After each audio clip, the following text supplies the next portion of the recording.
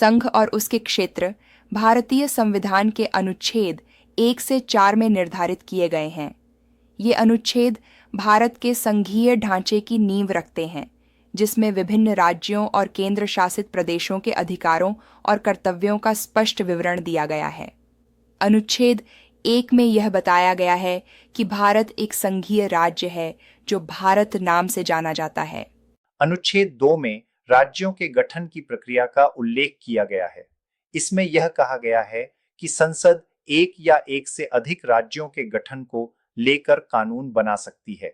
इसके तहत नए राज्यों का निर्माण, पुराने राज्यों का विभाजन या उनके क्षेत्र में परिवर्तन किया जा सकता है। यह अनुच्छेद भारत के सांविधानिक ढांचे में लचीलापन प्रदान करता है, ताकि समय और परिस्थितियों के अनुसार आवश्यक परिवर्तन किए जा सकें। इसके बाद अनुच्छेद 3 में केंद्र सरकार को राज्यों के सीमाओं में परिवर्तन करने की विधायी शक्ति दी गई है। यह अनुच्छेद किसी भी राज्य की सीमाओं को बदलने, उसे भंग करने या नए राज्यों का निर्माण करने की प्रक्रिया को सरल बनाता है।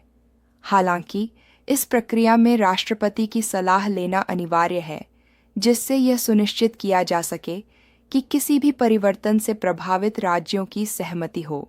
अंत में अनुच्छेद 4 में यह स्पष्ट किया गया है कि अनुच्छेद 1 से 3 के अंतर्गत किए गए परिवर्तनों के लिए कोई भी विधानसभा या विधान परिषद का अनुमोदन आवश्यक नहीं है। इसका अर्थ है कि भारत सरकार को राज्यों के गठन और सीमाओं में बदलाव की प्रक्रिया को पूरा करने के लिए लेजिस्लेचर्स की मंजूरी की आवश्यकता नहीं है, जिससे यह प्रक्रिया अधिक सुव्यवस्थित और त्वरित हो जाती है।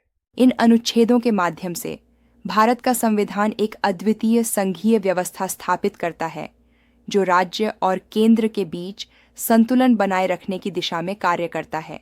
यह न केवल भारत की विविधता और सांस्कृतिक धरोहर को संरक्षित करता है, बल्कि केंद्र और राज्यों के बीच सहयोग को भी प्रोत्साहित करता है।